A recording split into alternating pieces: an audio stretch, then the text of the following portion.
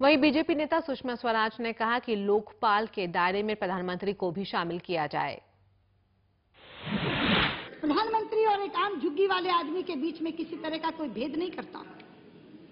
हमारा आईपीसी, हमारा prevention of corruption act सबको बराबर मानता है।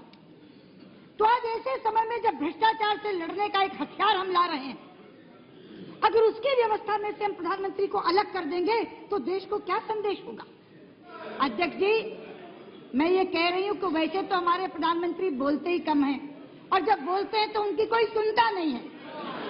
तो मैं कह रही हूं, सुनो, मैं आपको कह रही हूं, प्रधानमंत्री तो चाह रहे हैं आना, मैं आपको कह रही हूं, उनकी सुनो, वो सही कह रहे हैं। सुषमा स्वराज ने कहा कि देश की न्यायपालिका में बहुत भ्रष्टाचार है, लेकिन इसे लोकपाल के दायरे में नहीं होना चाहिए। हिंदुस्तान के सुप्रीम कोर्ट के एक सीनियर एडवोकेट ने एक बंद लिफाफे में खड़े होकर चीफ जस्टिस को लिफाफा पकड़ाते हुए कहा, इसमें 8 मुख्य न्यायाधीशों के नाम हैं जो सब भ्रष्ट आचरण के दोषी हैं।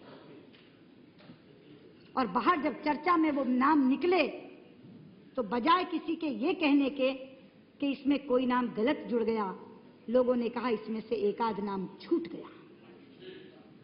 दुर्भाग्य है। न्यायपालिका शब्द तो संविधान का नाम है, वास्तव में ये न्याय के मंदिर है, जहां एक व्यक्ति आस लगाकर, उम्मीद लगाकर जाता है। हमारे यहाँ तो पंच को परमेश्वर माना जाता है, न्यायालय में बैठा हुआ न्यायाधीश तो भगवान की मूर्ति होता है। लेकिन अगर वो भ्रष्ट आचरण के दोषी हो जाएं तो क्या करें? साथ ही सुषमा स्वराज ने कहा कि सीबीआई का बहुत दुरुपयोग हुआ है, इसलिए इसे भी लोकपाल का ही हिस्सा होना चाहिए। लोग कहते हैं कि CBI Congress bureau of investigation है। मैं कहती हूँ नहीं, CBI Congress bureau of investigation नहीं, सीबीआई कांग्रेस बचाओ इंस्टीट्यूशन बन जाती है।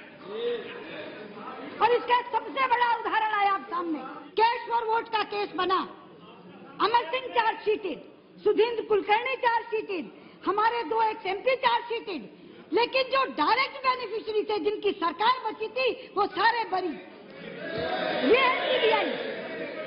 इसलिए हम चाहते हैं कि वो कांग्रेस बचाओ इंस्टीट्यूशन के बजाय एक स्वायत्त संस्था बने।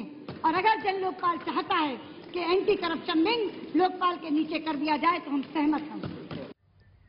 वहीं चर्चा के दौरान सुषमा स्वराज ने राहुल गांधी पर भी निशाना साधा। ये बात मैं आपसे कहना चाह रही थी, और मैं कहना चाह रही थी कि प्रधानमंत्री जी ने एक दिन पहले जो स्टेट्समैनशिप दिखाई थी, इसी सदन से खड़े होकर उसमें कांग्रेस पार्टी के महासचिव ने पानी फेरने का काम किया। और इसीलिए हमें समझ में आ गया कि कोई मोशन, कोई रेजोल्यूशन कांग्रेस की तरफ से नहीं आएगा, सरकार की तरफ से नहीं आएगा।